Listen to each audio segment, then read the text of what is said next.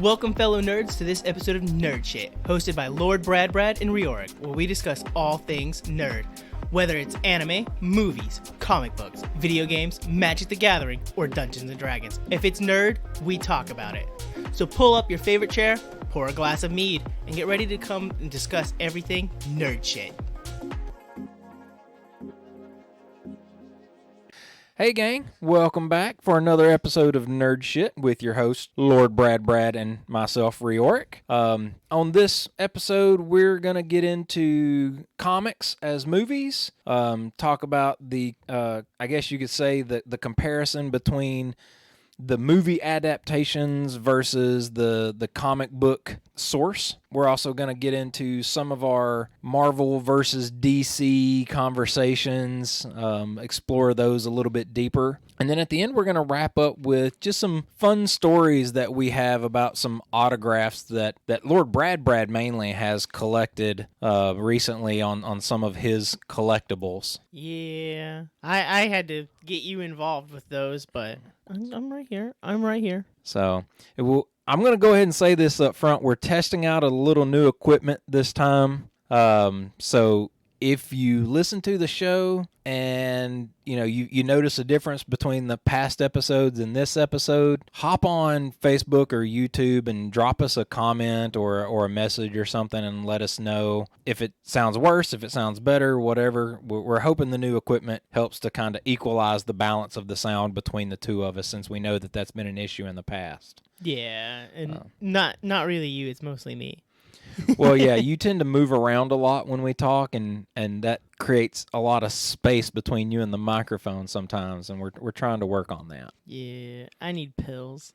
Well, I mean, even right now, you're swinging. You gave me a chair that rotates. What'd you Well, expect? if I didn't give you that chair, you take it and you lean back on it, but that's why I gave you that mic stand, so that you can keep the mic close to you. Yeah, but at least with this one, I'm kind of like rotating around it. Yeah, but the difference in distance between you and the microphone, even if it's just an inch, can make a huge difference in the audio pickup. That's what she said. Uh-huh. Yeah, an inch makes a difference, and when all you've got's an inch, you need to make it count. All right, well, let's get started. Yeah, you don't want to get into that argument with me, do you? I know people that don't. Nobody likes to argue with me, but that's beside the point. All right, so first up, Marvel versus DC, the movies versus the comic books. Everybody knows Marvel movies are better. That's just facts. Well, yeah. I mean, it's like that meme, Marvel movies, lights, camera, action. DC movies, camera, action. There's just no lighting. Everything's dark and depressing. No one can really... Oh, some of them can act. It's just... Well... bad script. Yeah, I was about to say, it doesn't matter how good of an actor you are if the quality of writing that you're acting with sucks. And we've seen some pretty horrible scripts over the years. But let's talk about Marvel Comics for a minute then. If you look at the Marvel Comics and then you look at the Marvel movies, how well do you think the movies represent the actual comic? I'm going to go with like 30 to 40%. Like they base it off of like 30-40% of the comics, and then they go off and do their own thing. Well, to a degree, I think you kind of have to, though, because I mean, Marvel as a comic book brand has been around for decades. Oh yeah, and the movies are all set in kind of a modern era. So you can't go back and tell Iron Man's origin story from the original Iron Man comic because it just doesn't fit in today's technology. Yeah. But in terms of character personalities, character traits, skills, attributes, powers, things like that, how well do you think they capture the essence of the character in the movie? The only one I think they do dirty is Hulk. I think they do Hulk a little dirty, but I think it's also hard to represent Hulk. Yeah. Without just either A, making him so much stronger than everybody else, which really unbalances the movie. Yeah. Or really dummying him down to the basest levels, which I don't think anybody wants either. No. Like in the She-Hulk, nobody likes what they did to the Hulk in there. I haven't got to watch She-Hulk yet. A lot of people won't watch it. I'm waiting until they all drop. I don't want to go into one episode a week right now with it. I just want to watch it all. Mhm.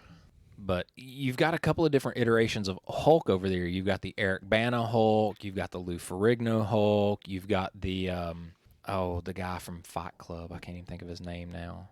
That Hulk. You've got the Mark Ruffalo Hulk. And then there were some other Hulks in the 80s, I think, but they were bad. Oh, yeah. But memorable. Memorable for all the wrong reasons. Hey, they sold toys. That's all that they were meant to do anyways. Well, isn't that part of what most of these movies are geared towards anyhow? True. Edward Norton, that's who it was. Yes. Edward Norton. Yes. So let's talk about, since you brought Hulk up, let's talk about that. Do you remember the Eric Bana Hulk? I think I do. Okay. The old original, like 2000, 2002 one? Yeah, that one. Yeah. So in that one, the CGI was horrendous. But Eric Bana, for me, does not make for a convincing Bruce Banner. See, I don't know the actor that well. He's been known for a lot of things, but he's always been kind of more seen as a pretty boy. In the movie Troy, he was, I want to say, Hector, the main prince of Troy that had to fight against Brad Pitt, and Brad Pitt killed him, kind of thing. He's done some rom-coms, I think. It'd be kind of like putting Ryan Gosling as the Hulk. Yeah. I think Ryan Gosling's selling himself as a super intellectual scientist just really misses the mark for me. Yeah, I mean, I hate to say it, and I don't mean this bad, but it would be like Jack Black playing Bruce Banner. Jack Black's an intelligent man, but I would have a hard time drawing that line between Jack Black and Bruce Banner, just because of how Jack Black's other roles have been. Yeah, I'm with you there. I think he was able to portray a woman pretty funny, though, in what was it? Shallow Hal? No, Jumanji. Oh, yeah. No, those were pretty good. I think he's a good actor. He could do anything. He could, but, I mean, you can't take a comedic actor and then throw him in a role where they've got to be this super serious, super smart person and not have people go, it's out of character. It just doesn't fit. They did that in the Italian Job with Seth Green. No, Seth Green plays a nerd excellent. But let's say, like in the Avengers, we've got Mark Ruffalo and we've got RDJ. What if RDJ was Bruce Banner and Mark Ruffalo was Iron Man? Could you picture RDJ as Bruce Banner? I think he would be one of the better ones, but I still don't think it'd be good. Yeah, I mean, he doesn't seem like he fits that. Or let's say Hugh Jackman. Would you throw Hugh Jackman in as Bruce Banner? I think the problem is trying to do that and that same person be the Hulk. I think that's what the problem is. You're trying to have one person play two different things. They CGI it, but... Yeah, I was about to say, let's take Smart Hulk out of the equation. So you've got Bruce Banner as the human, and then you've got Hulk as CGI. Yeah. So, whoever's doing the model for the CGI is irrelevant. I'm just talking about Bruce Banner. Could you see Hugh Jackman as Bruce Banner? Could you see Dwayne Johnson as Bruce Banner? No. Could you see Jason Momoa as Bruce Banner? No, but I can see him as an 80s Hulk. Yeah, I could see him as an 80s Hulk. But I mean, I think Bruce Banner, even though he is the Hulk, he has a personality to himself that you have to represent in your cast. And I don't think Eric Bana was a good Bruce Banner. Yeah. Edward Norton, I mean, he's a good actor, but again, I didn't care for him as Bruce Banner. Was he the one that was in the official Marvel's first Hulk movie? Yeah, he was in the first real Hulk movie. Yeah. And that's why when they announced they were bringing Hulk into the Avengers and stuff, everybody was concerned whether or not he was going to come back.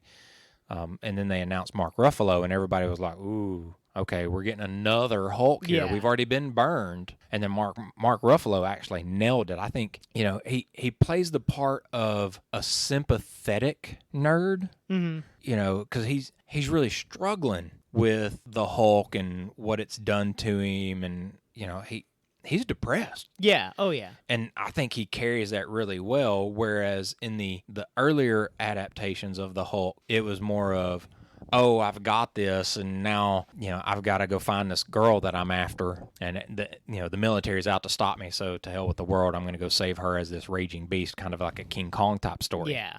And they took a very different approach to it in this modern Marvel, and I liked that a lot better. And I think that's why people don't like the She-Hulk movies, because they try and undermine what the Hulk was originally, because she's sitting there saying, I control my anger, all this. She's kind of like underplaying his stuff, kind of.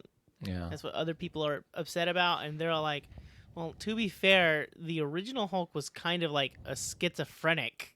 That's how the Hulk is. It was his alter ego. Well, yeah, to a degree, I think you could say the comic book version of the Hulk was a modern-day Jekyll and Hyde. Yeah. But like everything else, it has to evolve, it has to adapt, and you can't really expand that character by just creating the same character but putting boobs on it. Yeah. So they had to do something different with She-Hulk, and if it was, lessons learned or hereditary or whatever they want to do with it, then that opens the door for modifications. Mm-hmm. Let's say it was, I know She-Hulk is not the Hulk's daughter, so I don't want any crap for this, but let's just say it was a hereditary thing. Bruce Banner had all this gamma ray poisoning and everything else, and he ended up having a kid. Well, now that kid's inherited some of that stuff. Well, but the kid's not 100% Bruce Banner. It's only half Bruce Banner and half the mom. Yeah. So then that leaves the door open for, well, this was Bruce Banner's affliction because the daughter is only half Bruce Banner. The daughter only does this. Yeah. So there's that option. But I know She-Hulk is a different, I want to say she's like a niece or something. I think they're cousins or something like that. Yeah, cousins, niece, whatever. But, it can't be hereditary in that case. Yeah. But we'll see. But what about, let's change gears and before I force that, do you have anything else you want to add to that? Nah. I got nothing. So what about the DC side of it? If you look at Batman, the comic versus Batman, the movies, if you look at, Aquaman. I think they've gotten the characters right. I want to say their Batmans are good. Mm-hmm. Superman's good. Mm-hmm. Jason Momoa is Aquaman. Good. I will say with the caveat of physical. Oh no, even their powers and how they portray the person, that character, I like. Yeah, I like the way he does Aquaman. I know they got some crap because Aquaman in the comics is typically blonde and Jason Momoa is not. Yeah, so I will say from a source perspective, they've changed so many things for so many characters. At this point, I look at it and I go, okay, that's stupid. Like, you just go either do your own thing or say you're doing your own thing or just base it off the comic book character. Don't say it's that character. They're completely different. Yeah, I'm going to call him Aquaman, but I'm going to give him a fish head, a human legs. He's going to have red hair, and he's going to ride around on a blue whale. Yeah, okay, that's not Aquaman. No. So, yeah, I'm with you there. Yeah, but I think he did a good job. He's fun. He's entertaining. If they're good, I give him a pass. If they're bad, it's like, well, you're not Aquaman now, are you? Yeah. Yeah, well, there was some discussion about Henry Cavill switching camps and going from DC to Marvel. And he may still join Marvel, but I want to say there was a report not too long ago, a couple of days ago, that was talking about he was set to return as Superman one more time. So we'll see. I mean, I've got to look it back up again. I don't remember, and it may not have been anything but rumor. Mm-hmm. But yeah, we might be seeing Henry Cavill as Superman one more time. Nice. Yeah, but their character choices and how they're portrayed, pretty good. The Flash character in the TV series is good. Mm-hmm. We're not going to touch the other one with this. Ezra Miller and his alleged issues. Yeah. Let's just leave that one alone. Yeah, for the most part, I like a lot of their castings. The Batmans from the late 90s, early 2000s, where they cycled through Batman constantly. Yeah. Okay, we got Michael Keaton for two of them. We got George Clooney. We got Val Kilmer. We've got, that may have been it. I don't even remember them all. But I mean, we were cycling through those, and I didn't care for those. And then we got Batfleck. I will say, Ben Affleck as a brooding rich dude that's just, look at me, my parents are dead, blah, blah, blah, blah, blah. I liked that. I think he could pull off that whiny, brooding kind of angry person. Batman himself, I don't know. I mean, we didn't get a lot of Batfleck. We got him a little bit in Batman versus Superman. Yeah, I didn't watch the Justice League movie. I did once or twice, mainly because the first time, I think I watched it twice because the first time it was just kind of on in the background. Yeah. It was weird. It was very disconnected to me. I haven't gone back and watched the Zack Snyder version that everybody says is so much better just because I didn't care about it the first time. But Batman versus Superman, he didn't do bad. The fight scenes and stuff, I thought he did okay. He probably had stunt guys do most of that work, so it really wasn't him anyway. Yeah. But it wasn't bad. My big thing with Batman versus Superman was just the script. Terrible. Yeah. Oh, I'm going to kill you, you alien. Oh, I'm going to, not blast you with my laser eyes. And I'm just going to keep this fight going, you stupid human. And Superman could have squashed him in no time flat before Batman figured out what his weakness was. But through all of this, we're going to spend an hour and a half as mortal enemies for some reason that we don't understand other than you're different than me. So Batman's apparently racist. And, after an hour and a half of it, we're best buds because our moms are both named Martha. Yeah, and the fact that Superman, the whole thing is that fucking Lex Luthor was holding Lois Lane and manipulating Superman, and Superman could have just stopped it from the word go. Yeah, he could have used his super hearing to figure out where Lois was. I mean, they really, really did not do justice to the characters in the script. Oh, yeah. But yeah, that one was just a fail for me. But I don't want to say that was the actors. Isn't this the same movie where Superman also dies at the end? Yes. So they call it Batman versus Superman, and then also give you the death of Superman. Yes, and then in the post credits, they hint at the resurrection of Superman. Yeah. Yeah. So it was bad. I think it was just a vehicle to try and bring the storylines together because they'd already done so many standalone Batmans and they'd already had a couple of standalone Supermans to try and bring those characters into a single universe to kickstart their DCEU. Yeah. I just think it was a poor attempt at it. Oh, yeah. Yeah. So going back to the movie sides of it, what's your favorite Marvel? First Iron Man. See, for me, Thor Ragnarok. Yeah, I figured it was. But the first Guardians of the Galaxy is very close, mainly just because I love the soundtrack. Yeah, it's in my top 5 for sure. Yeah. It's not my number 1, it's my number 2, but Guardians of the Galaxy I think is really good. What about your least favorite of the Marvels? Anything that's after Avengers. I'm not talking about the TV shows, because, those are just kind of backgrounds and side stories and introductions so that they don't have to do intro movies for everybody. I haven't watched The Eternals, but I have a strong feeling it would be. But I did not like the Black Widow movie. You're going to diss my ScarJo? It was bad. I did not like the Black Widow movie. It was funny, but that's all it had going for it. You just have no sense of taste. That's all I'm going to rack that one up to. Have you seen it? Yes, I've seen it. Okay. Did you watch it, or did you just watch Scarlet? No, I watched it. Or did you? No. Did Yes. you watch it for the plot, or did you just keep your eyes on her? Well, if she's on camera, I'm going to watch her. But I watched it. I enjoyed it. It was good. I'm not going to say it was great, but it was good. I didn't like necessarily how they did Taskmaster. I do agree with some people there on that one there. It just seemed like that was a letdown on how they did that character. Yeah. But if they're not planning on using Taskmaster for future phases, then it's a one-off and they can scrap that character and who cares? Yeah, you're right. Then there's the Thor Dark World. Yeah. Yeah, that's my number 1 worst Marvel movie. Yeah, that one probably is the worst. Yeah. So what about DC? So I think I know what your favorite DC movie is going to be. I think it should be everyone's favorite DC movie. Which is? Shazam. Wow, I thought you were going to say Wonder Woman 1984. I think that's a terrible movie. Yeah, it is. I think the first one's even worse. Really? I didn't like the Wonder Woman movie. I think she did great. I think she was a great actor. I think the ending of the first one, the second half of it, terrible. I think, again, the script let that movie down. But 1 was better than 2 to me. Oh, yeah. I didn't like either one, though. Yeah. Jason Momoa as Aquaman was okay. It had color in it. Yeah, it had color. Also, it had light. Also had, something else, but we won't go there. Yeah.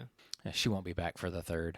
Or the 2nd, sorry. I'm hoping they replace her with the Deep from The Boys.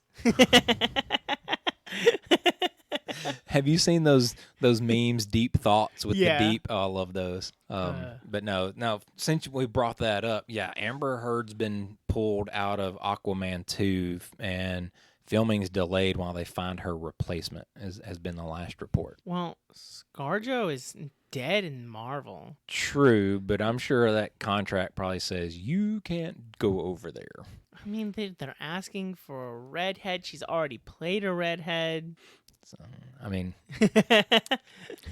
I'm not going to say it wouldn't be an interesting fit. I'm just saying I don't know. I doubt that she'll be the one. It'd be funny. It would be somewhat funny, yes. Back to Shazam, which is the favorite. Yeah. And I'm going to have to agree with you on that one. Is it because it's a Christmas movie? No, it's not because it is a Christmas movie, and it is. It fits right in with Die Hard. Exactly. But I think unlike most of the other DC movies, it had a sense of levity to it. You know, the comical, fun, just kind of cheesy adventure. Yeah. I like the part where they're fighting in the comic book store and Shazam grabs the Batman doll, throws him at the bad guy. that just cracks me up.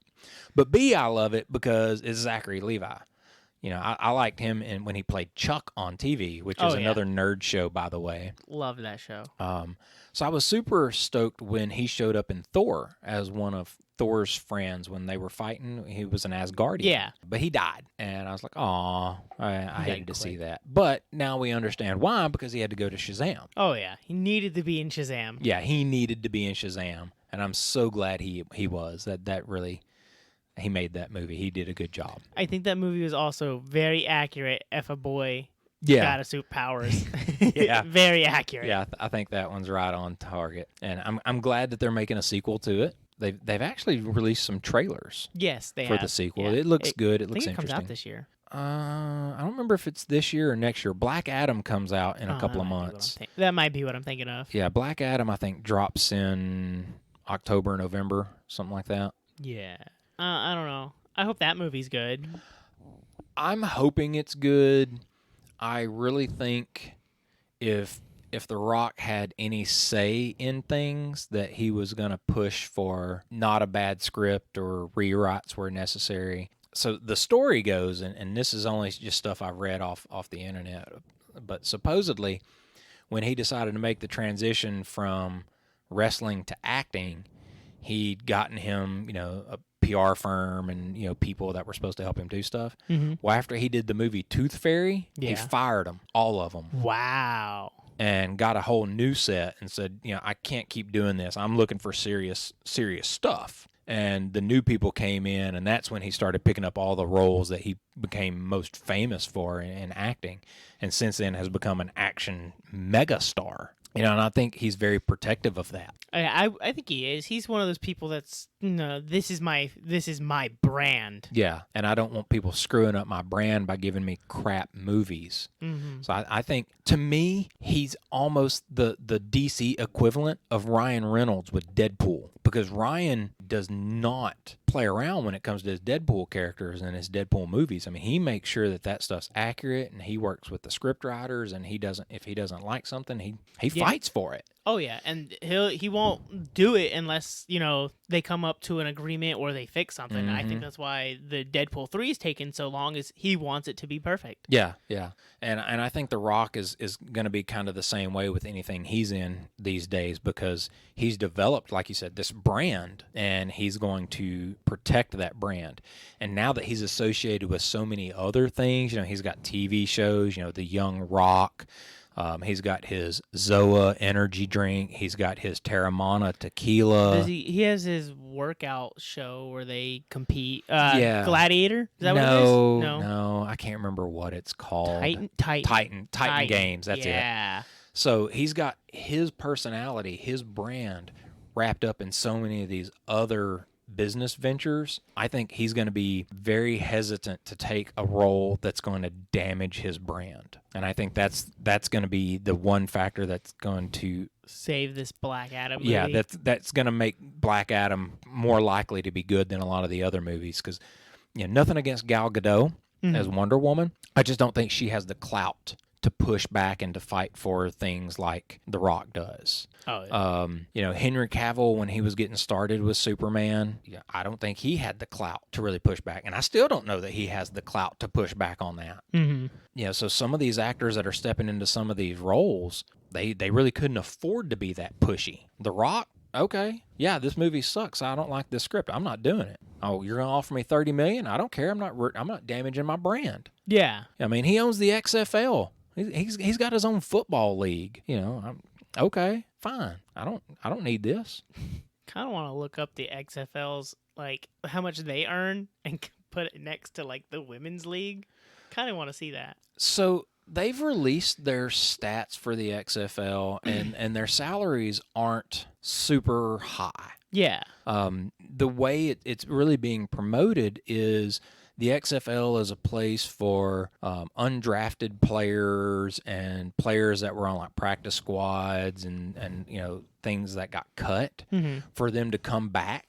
You know, it almost sounds like a minor league football team for football, kind of like the minors for baseball. You know, you can't make it on the pro team, so you're going to come down here to the XFL, and this is going to be your new demo reel. This is where you show your growth, your potential, your capabilities, and hopes that another team picks you up later. Matter of fact, I think it was the USFL that went bankrupt in 2020 due to COVID. They had a guy, I want to say it was the USFL. They had a guy, Devontae Turpin.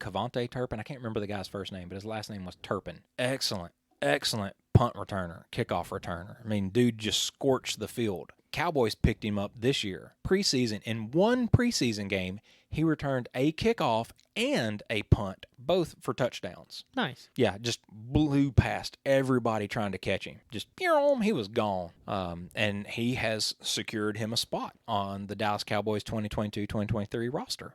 Now, whether or not he does anything this year and they keep him, beyond this, I don't know, but he's definitely marked himself as an electric player, one to watch. And that's going to be kind of what the USFL is moving forward, hopefully.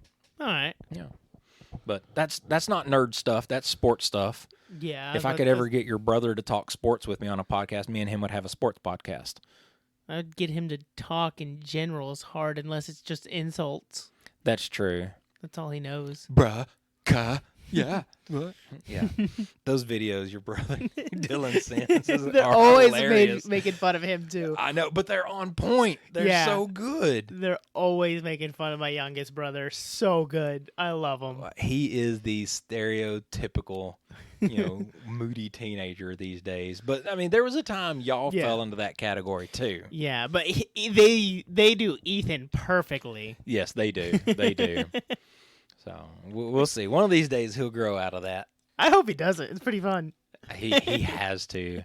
He has to. I don't even want to think about him being like that when he's 40. Still acting like he's like a frat boy. I'm in my 40s and I play video games all day. I can't say anything. No, but cuz he just be messing with me, bro. Yeah. Saying that at 40 and just with his hat. Damn. Anyway. So if Shazam's your most favorite, and it's my most favorite too for now. I mean, when Black Adam drops, who knows, that may change.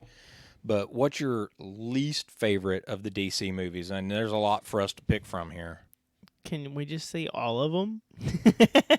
Yeah, I'll go with that. 'Cause, I mean, as much as I love movies, none of the recent DC movies have really stood out to me except for Shazam. I mean, the first Wonder Woman, it was okay. Yeah, and I want to bring this up. The first time we brought this topic up, just amongst ourselves, we forgot Shazam was a DC movie because it was so different and so good. When you think DC, you think bad movies. That's just it. Yeah, that's right. Yeah, we got to talking about this a couple of weeks ago, and we were talking about these movies, and yeah, neither one of us thought about Shazam, and it was like 3 days later one of us went, oh shit, Shazam. Yeah, we were like, Shazam's a DC movie. Why didn't we mention that?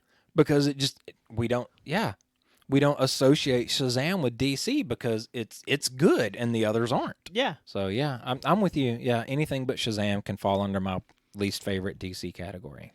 Say the one movie that I will turn on is the original Suicide Squad. I'll turn it on, let it play, and then the moment they enter New York or wherever it is, I turn it off. I let them go through that first half of the movie, enjoy every second of it, then I turn it off. Yeah, I think that movie suffered from a number of problems that really kept it from being great. The Joker had no point, no value. They could have done without the Joker. The villain at the end, it just kind of got weird. And for as fun as the beginning half of it was, I think they were trying to cram too many character introductions into too small of a window to allow for proper plot development. Yeah. They could have had like a few of them go in and take care of like another small like evil league type thing. Yeah. And then that's how they get more recruited into it. And they could have been its own little thing like that. So you go in with like Deadshot, Harley Quinn, pick two more, have a party of 4, go in. The whole point is to go take down this underground secret organization selling weapons in the black market. And then they recruit 2-3 more there, and then you have another movie. Yeah. But I don't think they were interested in waiting that long. Yeah, no. It's DC, everything's rushed. Well, because they were still trying to play catch up to Marvel. Yeah. And say that was the big problem with the first Wonder Woman. The ending was rushed. I could tell watching it. Well, yeah, because they were like, "Oh yeah, Wonder Woman, that's awesome," and then they got to doing all their writing, and they're like, "Oh yeah, Wonder Woman takes place in World War II." Blah blah blah blah blah. Oh wait, Captain America already did World War II. Well, let's just change this 2 to a 1, and okay, we're done. Yeah. No, it doesn't work that way. And then they go like, if I remember this correctly, like the first half of the movie is just plot, no action. There's like nothing but like talking the first 40 minutes. Yeah. And then at the very end, it's rushed fighting, and it's like, what? Some of this they brought this up, and it didn't even matter. Well, it kind of suffered from the same as Suicide Squad. Because even though it was a Wonder Woman movie, you had all of this supporting cast around her. They had to have the love interest with Chris Pine. They had to have the Indian. They had to have the Irish bomb maker. They had to have, I don't even remember, but the other gods.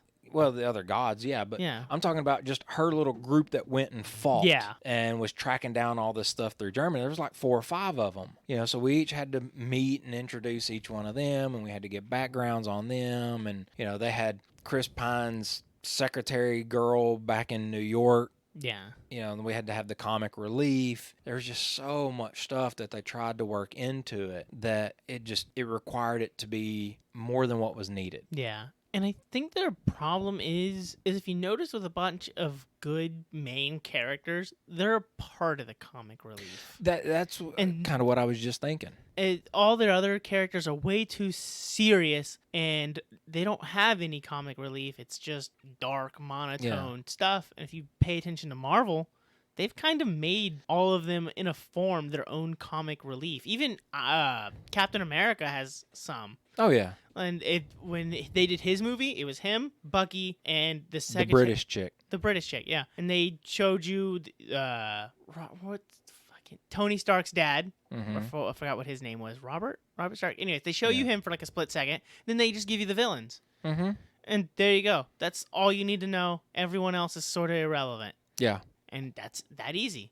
Yeah, but to your point, the main characters are kind of the comic relief, because here you've got Steve Rogers in the beginning, him and Bucky. Well, Steve's getting his ass kicked. I can do this all day, while I'm sitting there bleeding from the mouth, barely standing up. Yeah. Okay, so you're putting some personality into him, and then when he transforms, he's got a different personality, but he's still trying to come to grips with the fame and his role and how he's not active in the war the way he wants to. He wants to fight for his country. So he's going through all of that. So he's serious, but he's not always serious, and he's flirting with the women and stuff like that. He's got a full personality.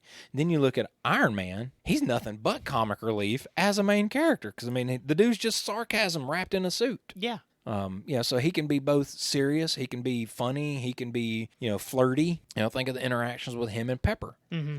When you talk about the first Iron Man movie, you've got Tony Stark, Pepper Potts, Rhodey, And the villain. Rhodey a little bit. Yeah. Oh, and yeah. And then you've got Obadiah. Mm-hmm. And then you've got Happy, his chauffeur guy. But they don't even give you any backgrounds. You just kind of like, that's his driver, the love interest, the bad guy. And then this is his tech partner you think is a part of it, but in the background, the bad guy. Yeah. So, I mean, they do a really good way of introducing the characters and tying them to the main character without going into a lot of background. But your core characters, there's only 4 or 5 of them throughout the main movie. Mm-hmm. Same thing with if you go back and watch the original Thor. He was both the kick-ass fighter, but also the comic relief in that he was so ignorant in humanity and the ways of Earth that he was himself funny. Oh, what do you call this? Oh, it's coffee. Oh, that's great. Give me another cup of coffee. Smash, and he smashes his cup. Yeah. Because that's what they do in Asgard. He doesn't know anything about Earth culture. You know, he's hanging his hammer on the coat rack. You know, stupid stuff like that. But if you go back and look at the first movie, you had Thor, Natalie Portman, her assistant. Who's also comic relief. Yeah, who's also very funny. And then you had the main scientist, Eric Selvig or whatever, and Loki. Oh, yeah. There you go. 5. You know, go back and look at Captain America. You got Captain America. You got Bucky. You got Agent Carter, you know, which was the British chick. You've got the scientist that helped transform him into Captain America. And you've got Red Skull. 5. You know, there seems to be this theme of a small core set of characters for Marvel. And then you go look at DC. You've got 8 people in your main party, plus your villains that are like 3 characters deep. Yeah. Yeah. And they're trying to introduce them all at once. Yeah, yeah. Each one of them gets an in-depth background. Usually all around the same time. Yeah. So there's a very different aspect of storytelling there. But yeah, I'm with you. Other than Marvel and DC, we also have, you know, comic books that have also been movies like G.I. Joe and Transformers. That's true. Would you really count the G.I. Joe movies, though? Because no one wants to watch them. No one wishes they were made. I'm not going to say I'm going to count them, but you can't ignore them. You can. We have. I've watched them both many times. I ignore them. But they exist. You can't deny them. I can. No, you can choose to not participate, but they exist. You can't Not argue in my that. world. Not in my world, they don't. Well, they do. And one of them stars The Rock. Well, he's in it. I wouldn't say it stars, but he's in it. That's why he's not a part of my world. But what about the Transformer movies? The first one was awesome. The first 3, yeah, I'll allow them. They can exist. I'll allow them. They can exist. Just remember, you're just a Lord Brad. I'll allow them. Yeah, okay. You're not Supreme Commander Brad, Emperor Brad, any of that. You're just Lord Brad. That implies that there are people above you that get to make decisions that you just have to adhere to, unless you want to be like Lelouch and start your own rebellion. Bet. I'm bringing down the empire. You're first the queen. Take down the Queen of England. Good luck with that.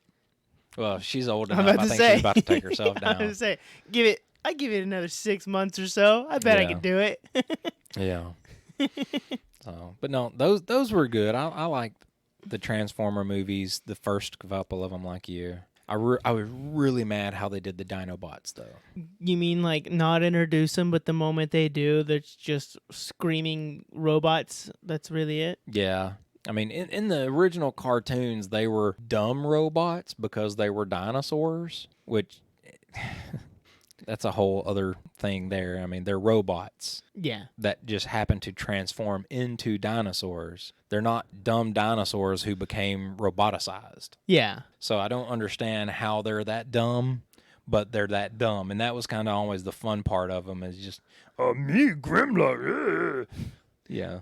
I will be the leader now. Yeah. Yeah, Grimlock and his retardedness. He was their version of Starscream, Yes. and he did just as well as Starscream, I think. Yeah. So he was fun and entertaining. That was the part about the Dinobots I liked. They're dinosaurs, and dinosaurs are cool, but then they were stupidly funny, or funnily stupid, however you want to look at it. They were kind of like the Three Stooges. Yeah, well, but I think Well, there was more than 3. There were, but you can have more than 3, and Well, they there was still technically act. more than 3 of the Three Stooges too. Yeah. But yeah.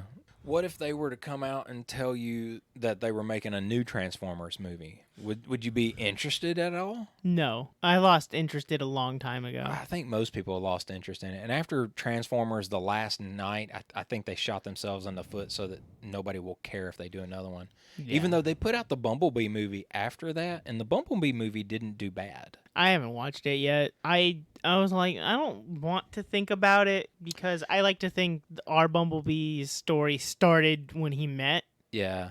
Well, when they went and did the Bumblebee movie, it was the only time in the Transformers live-action cinematic universe that you see Bumblebee as his. Well, no, not His really. bug? Because he started off as the bug in the live action. I thought he was an old Camaro in the live action. Then when he drove by, he upgraded yeah, himself. that's what it was. Yeah. He was an old ratty Camaro. Yeah, so I guess it is the Bumblebee movie that you see him as the little Volkswagen Beetle. Yeah.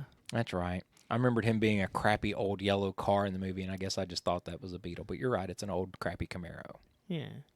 So yeah, I'm with you. What about G.I. Joe? If they came out and said, after the quote unquote success of G.I. Joe, They did do that though. It's What? called Snake Eyes. yeah, but what if they called that a success and then did another G.I. Joe movie? I didn't watch Snake Eyes, so I Me wouldn't neither. watch this one. Yeah, I've got it, but I haven't watched it. Yeah. There's so many. I'm so behind on some of my movies because of things like that. Okay, yeah, I know that they've released it and I've got it. I can watch it, but I'm just not interested in watching it. I don't feel compelled to watch it. Yeah. When they first did it, it was like, oh, yeah, give it to me. And now it's like, I don't want to watch it. It's bad. You already started off bad. You're throwing in modern political issues now in most of them. Well, for me, it's just, okay, I watched the second G.I. Joe, and it wasn't particularly great. I know I just why. don't have trust or faith In you. in this and that it's going to be good. But for as much as you and I like to watch bad movies just for the sake of watching bad movies, I can't bring myself to do it. Yeah. And I know why the G.I. Joes were bad. They didn't have lasers. Yeah. That's it. What is G.I. Joe without lasers? Like, not G.I. Joe. Not one Yeah. that I know of. Yeah. I mean, the whole thing about G.I. Joe is we're going to shoot lasers and not hit anybody, and we're going to go out and we're going to try and stop the Weather Dominator. But they were using real guns, and then in the second G.I. Joe, they killed half the Joes. How is that G.I. Joe? You don't start off the movie by killing them. Yeah. They don't kill. It's G.I. Joe. Yeah, nobody ever dies in G.I. Joe. How can you sell toys if they're dead? Exactly. So, yeah, I think that kind of what did it for me. Anyhow. Yeah, no lasers. That's what does it. Yeah. If you're gonna do G.I. Joe, you need red and blue lasers Red and flying blue across the lasers. screen. Yeah, that never hit anything. G.I. Joe and Cobra are both the Earth version of Stormtroopers. I was about to say that. I'm like, sounds like we're just watching Star Wars Yeah. on Earth. Yeah, that's all it is. We got a bunch of stormtroopers back there that can't hit anything wearing different uniforms. So if you had to pick an actor from Marvel, which one do you think is your favorite actor? Oh, Not necessarily your favorite person not or your favorite character, but just your favorite actor from Marvel. from Marvel. It would either be RDJ or the man Deadpool himself. Ryan Reynolds. No, Deadpool. He is Deadpool. Doesn't matter. Yeah. Well, see, and I'm conflicted. I'm really conflicted because Scarlett Johansson, hands down, love her. Just yeah, she's pretty awesome in my book. But She couldn't do a standalone movie.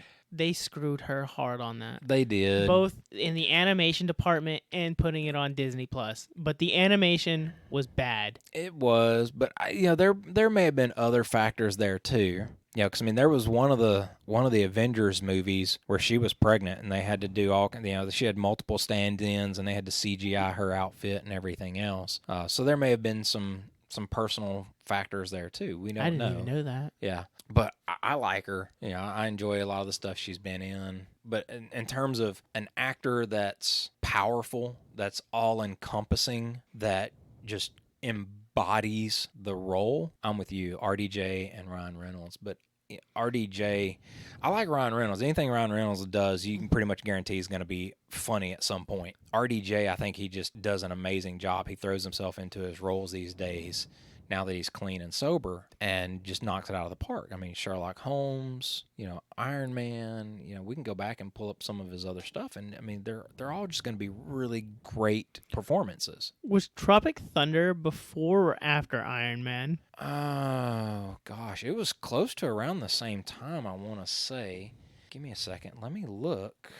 Oh, there was another movie that RDJ was supposed to be a Mexican man in, but Jamie Foxx was the director. And he was like, come on, I like what you did in Tropic Thunder, and with COVID and everything, they had to postpone it or everything, and RDJ is not too sure if he wants to play the Mexican man, because like in this day and age, I don't think I can. Yeah, it'd be hard to pull off again. Yeah. So Tropic Thunder and Iron Man both dropped in 2008. Wow. So he literally said, if one don't work, the other will.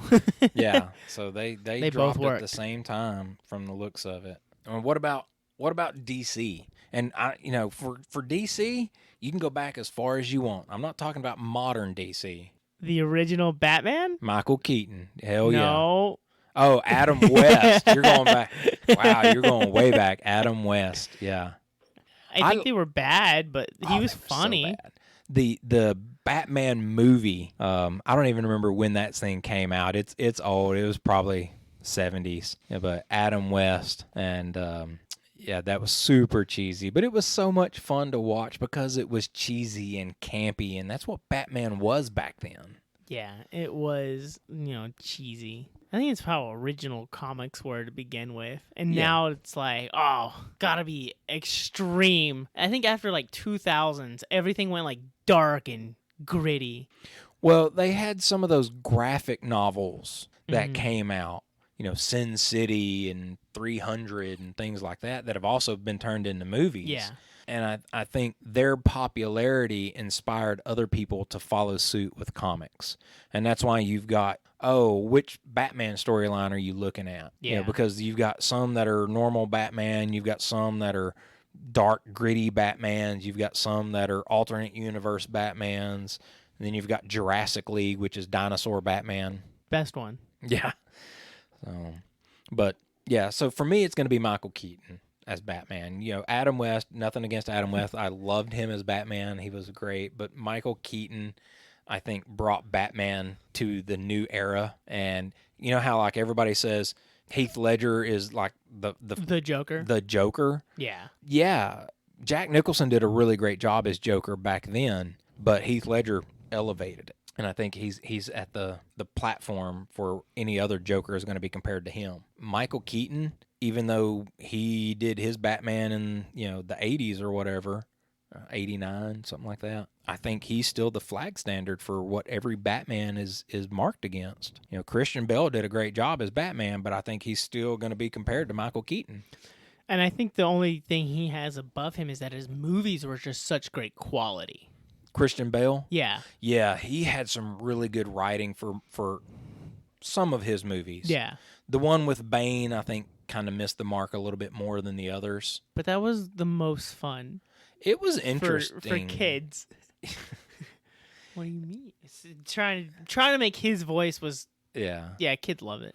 But the first one definitely was pretty good. The second one, I think, was probably the best. Oh, yeah. And part of that was also Heath Ledger as the Joker. Mm-hmm.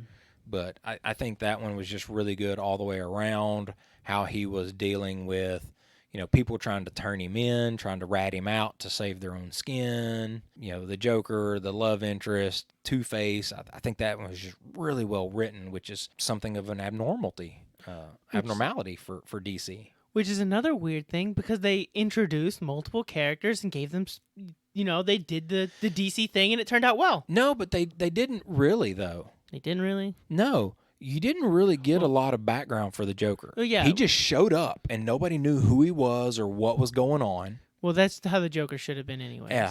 And Two-Face, you saw him go from Harvey Dent to Two-Face. There was no background. That was pivotal to the plot. Mm-hmm. So that was really good. We'd already met the love interest. Yeah. We already knew who Batman was. We already knew who Alfred was. Yeah, yeah. And the core cast was about 5-6 people. Christian Bale, Alfred, Lucius Fox, Joker, Harvey Dent. Yeah. Was Commissioner Gordon a big part of that? Gordon was in it, but he's never been in all of the Christian Bale versions. He's never been a big piece of the movie. He shows up and he does stuff and he talks and he kind of facilitates some things, but no, he's just the character, the named character. Yeah, he's just a featured character that pops in, but he's never major in any of the action scenes and stuff like that. Yeah. But yeah, okay. But even if you count Gordon, okay, you've got 6. Yeah. You can't even count Rachel, the love interest, because she dies in number 2. Mm-hmm. So anybody who's never watched the second Christian Bale Batman, spoiler, she dies. I think it's been so long, it's their fault at this point. Yeah. Shame on you. Well, let's move on then. We do actually, going back to G.I. Joe, that does bring us to one of our other favorite actors, Brendan Fraser. Yeah. God, I love that man. But I know him for all his like live action kids stuff, like George of the Jungle, Journey to the Center of the Earth, stuff like that. Encino Man. Yeah.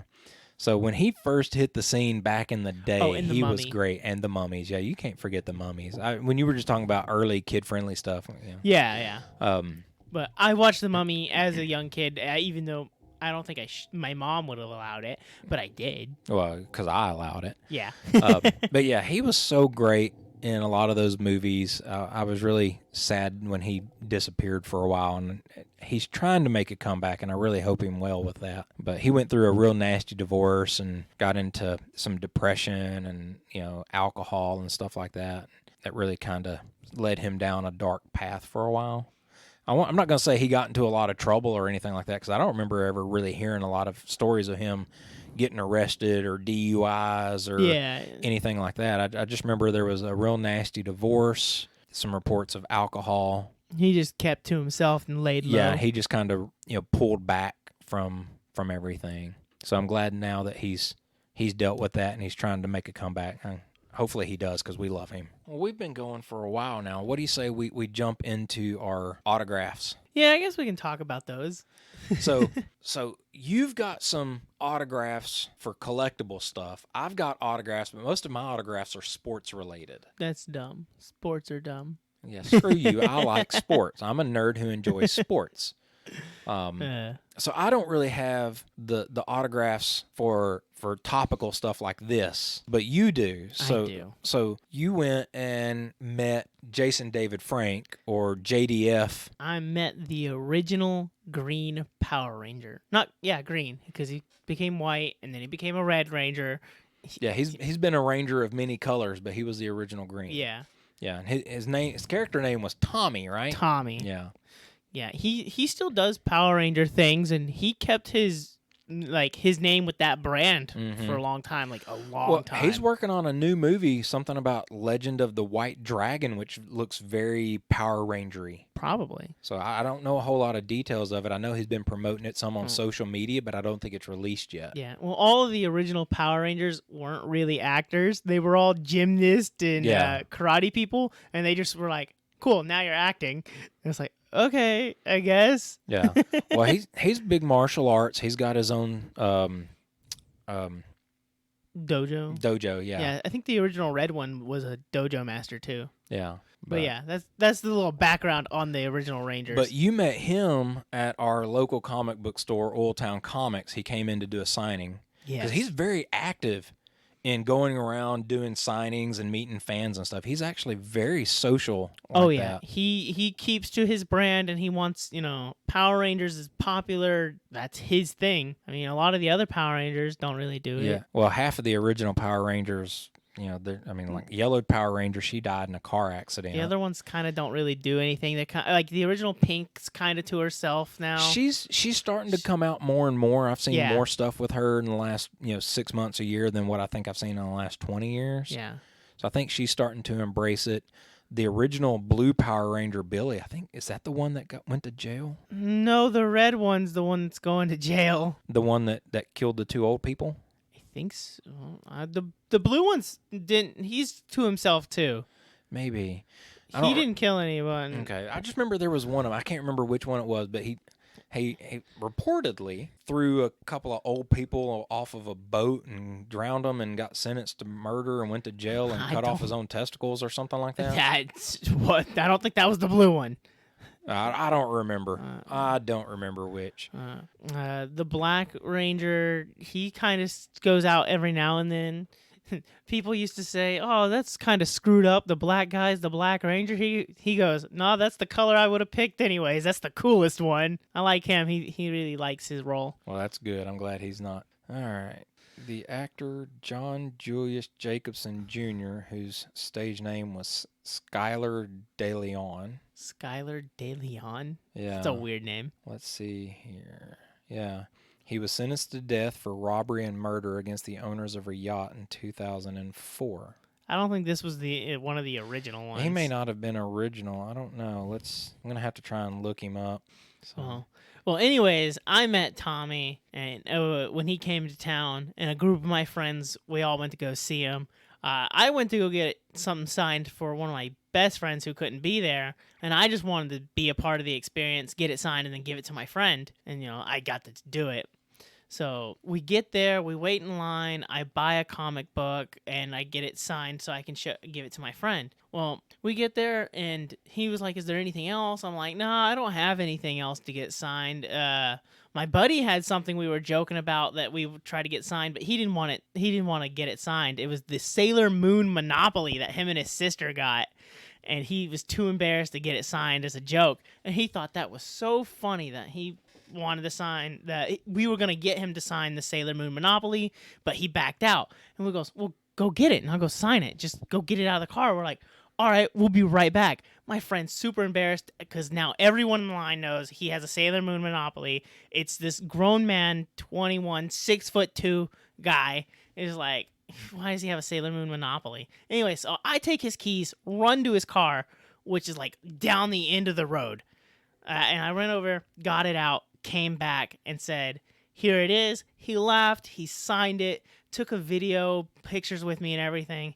And well, the video, that's a whole separate story. Oh, yeah. Because you and I, after the Power Ranger reboot movie a few years ago, you and I had a joke that there was no Green Ranger in there, so we were always trying to see if we could find Tommy, because where's Tommy? Yeah, that was the last line in the movie is, "Where's Tommy?" Yeah, so we always made a joke about where's Tommy, and you and I would take pictures of Green Rangers wherever we found them in stores and send them each other. "Look, I found Tommy. I found Tommy." Or just if someone had the name Tommy, we'd take a picture of their name tag.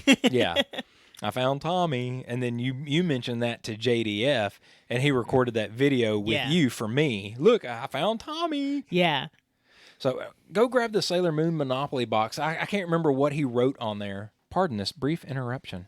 Do. So yeah, so he just signed Jason David Frank Tommy's back. Yeah. So that's on the Sailor Moon Monopoly, and you got to keep that because your friend was so embarrassed by it. Oh, and the fact that I went and did it all, he said, "Keep it. It's yours. You did this. Have fun. This is yours now." Yeah. So now there's a Sailor Moon Monopoly box at my house that belongs to Lord Brad that has Jason David Frank's signature on it, which makes no sense at all. But it directly plays into the next signature you got. Well, another reason we thought it was funny is because Sailor Moon we figured was the female Japanese Power Rangers, all female Power Ranger cast, kind of. Yeah. And he thought that was funny. He's like, "You're kind of right. Yeah, it's kind of funny." But moving forward, you got this signed, and I wasn't there for this. But then a little while later, you found Johnny Young Bosch coming to Dallas to do signatures, and he had starred in a bunch of stuff. Some of it you watched, some of it I watched, some of it we both watched. Yeah. And you wanted to get him to sign some things for you. Oh, I so badly. He's one of my favorites. But you couldn't go because you had to work, so you had me go for you. Now, I knew some of his stuff that he'd done, some of his older stuff like Akira and things like that, but I didn't really have anything for him to sign. But you did. Oh, yeah. You had this Trigun metal poster. Yeah. You had a Code Geass Lelouch helmet. Yeah. And if you don't know, Johnny Young Bosch also was in Sailor Moon. So we took the Sailor Moon Monopoly. He was also a Power Ranger. Yes, he was. He was also a Power Ranger. So here I am standing in line to meet this guy with these 3 things that don't really mean a lot to me. Yeah. And I get in there and, pay the money and talking to him, and I hand him your Vash sign, and he's signing Trigun, all that kind of stuff, and he hands it back to me, and then I hand him the helmet, and he and I had this interesting conversation about Code Geass, because at that point, I hadn't watched Code Geass. And he was like, oh, of all the things I've recorded, this is probably my favorite. You've got to go watch this. So here I am getting a recommendation from him to go watch this. Out of all the things he's recorded, he's telling me to go watch Code Geass. Mm-hmm. So he hands me that, and then I slide the Monopoly box over to him. And he looks at it, and he's like, is that JDF's signature? And I'm like, yeah. Why did he sign that? We thought it'd be funny. So now we need other Power Rangers to sign it. And since you were a Power Ranger, ta-da! So he did. He signed it. He thought that was just the funniest thing.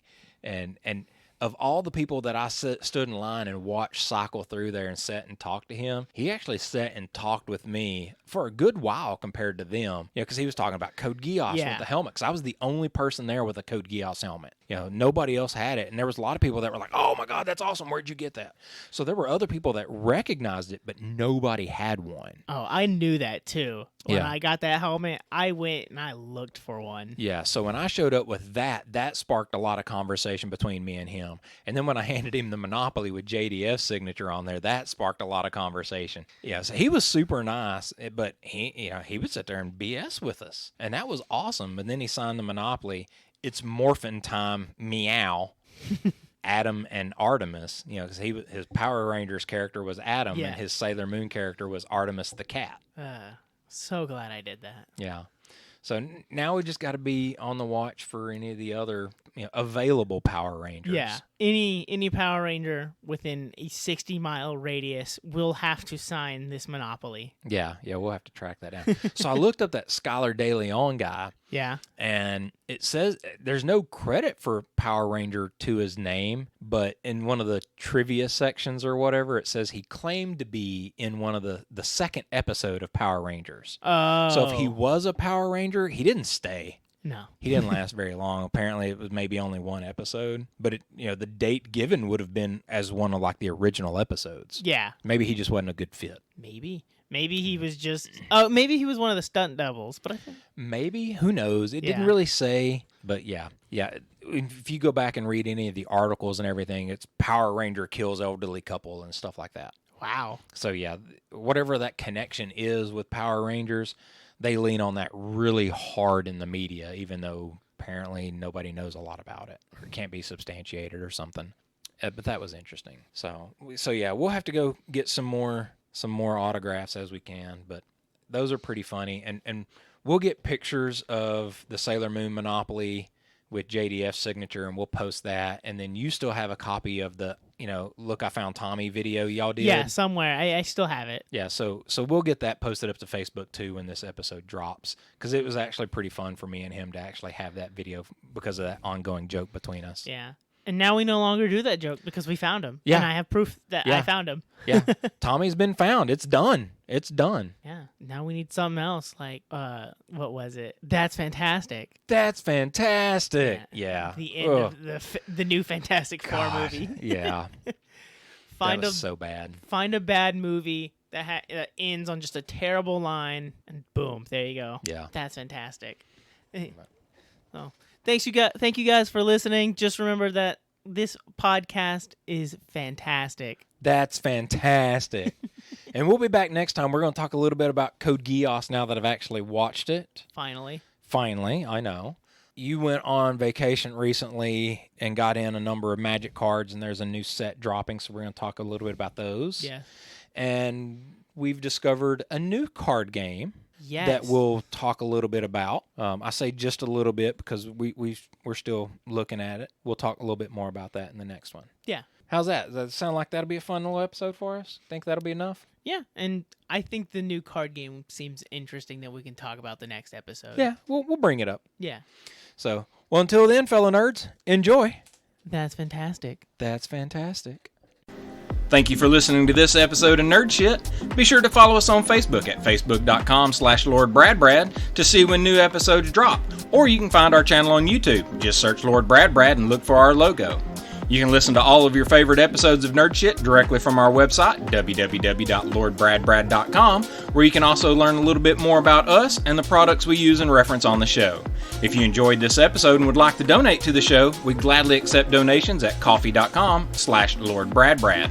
That's coffee, spelled ko-fi.com/LordBradBrad.